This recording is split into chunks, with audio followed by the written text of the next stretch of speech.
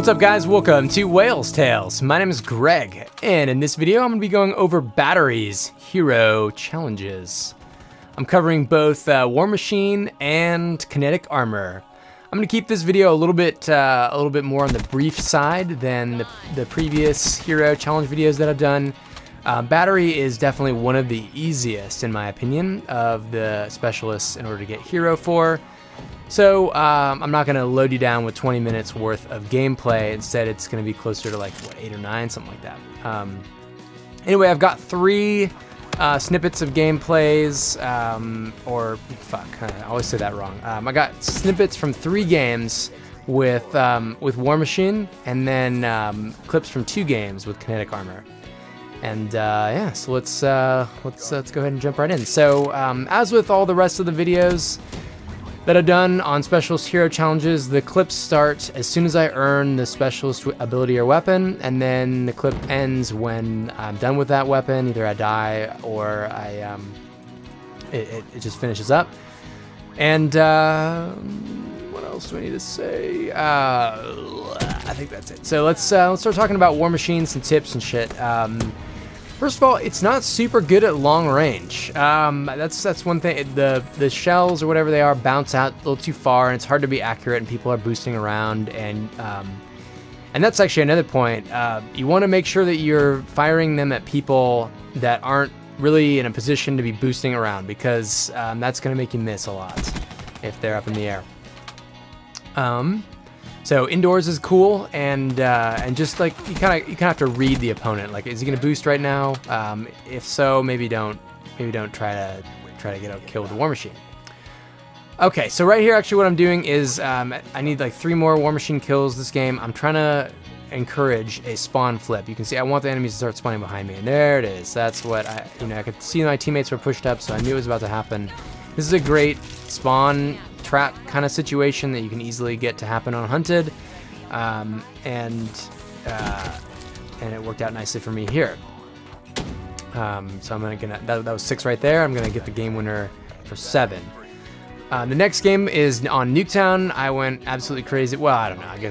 I mean, for me, I did. I think this is the highest score per minute I've ever had in a game. It was around 900. This is team deathmatch. These are all team deathmatch for War Machine. I got 10 War Machine kills in this game, almost got to 12, which would have counted for 2 games.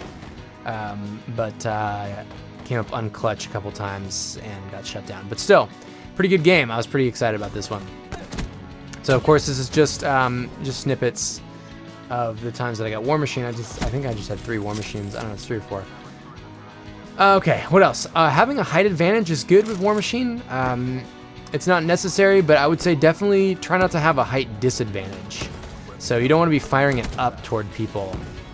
Yeah, it just tends not to work. So that was actually a triple kill right there, and 2 more. So that was 5 with that War Machine. That was pretty good. So I think I'm at 7 so far for the game now. But yeah, having a height advantage is good, but you don't want to be like firing it up necessarily into like the windows on Nuketown or something like that when you're down below. That doesn't work so well. So keep it more close range. Try to have a height advantage. And what's another thing? Always run a UAV when you're using pretty much any specialist weapon when you're going for hero with anyone. I don't know if I've mentioned that in some of the previous videos. See if I could pick up that double kill right there. That would have been great. But yeah, always run a UAV and know what's going on with your spawns and where your enemies are likely to be grouped up. War Machine is a great one to pull out when you know you're going to run into a grouping of enemies. What's another thing to say about War Machine as we're watching this last game? It's pretty straightforward. It's definitely easy to do in Team Deathmatch. This is actually a game of Team Deathmatch that I just joined. I joined when the opposing team had like 50, I think. As you can see, I'm on the weaker team.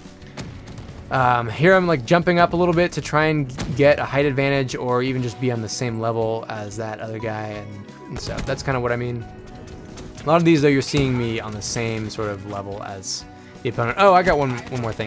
Try and unless you're sure you can hit the guy like they're right in front of you, try and aim your War Machine so that it bounces, like you get like a single bounce into the enemy. That just increases your chance of of connecting, because the shells will all still be relatively close together, like a nice little tight cone or whatever. I don't know.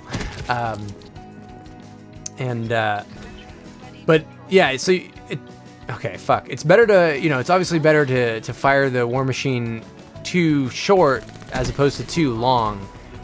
But especially when you fire just a little too short, you actually get even better luck than when you fire it, when you try to actually like hit them. Okay, so now I'm on to kinetic armor. Hopefully that made sense.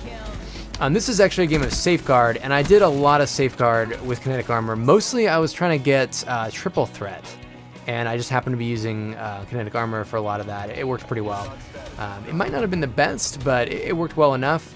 So I have Semtexes, and I'm throwing them, and then, if I feel like I'm going to get a kill with a Semtex or a frag or whatever, then I can, pop the war machine after, pop kinetic armor after I throw out the Semtexes. Man, I should have saved it until here. This would have been a great time to use it. Oh, well, I already got the 4, because I got the 3 with the first one. It wasn't triple threat. That wasn't triple threat at all, but because I didn't get the kills close enough together, but I still got 3 bullet medals with that first one, and so that was all just overtime in a safeguard game, and I got 4 kills with kinetic armor, like 4 bullet medals with kinetic armor, all in just overtime, because I was holding on to it to try and get triple threat that game. So safeguard is a great choice for kinetic armor, especially like the ends of rounds when enemies are all grouped up. Yeah, but this is team deathmatch, so team deathmatch works great as well. It's really not too hard. Use a spray and pray type of weapon. So I've got extended mags here on the Kuda.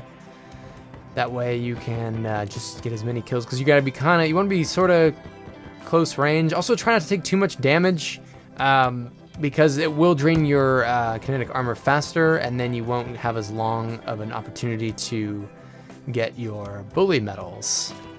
So I'm holding on to it here. I'm kind of waiting. I'm trying to get like at least a double. So, kind of hold on to it here a little bit. Don't hold on to it too long. But kinetic armor isn't one that earns quite as quickly as some of the other specialist abilities. So it's more worth holding on to until you know you're gonna be successful with it. So I see. Okay, I got a couple of guys right there. So now's a good time. Kills, nice, and I almost got the third one there, but teammate took him out instead. So that's 2, and I am running the overclock perk, I believe it's called, the one that helps you earn your specialist weapon or ability faster. And I think this is going to be the very last clip, and the video will be over. And then the very next video, I will be going over the ninja challenge. So there's a good time. Boom. That guy didn't have a chance at killing me, especially with kinetic armor there, and we got it. Yeah, so as I was going to say, the next video is going to be going over the ninja challenge, which I finally fucking got. I'm almost to 100%.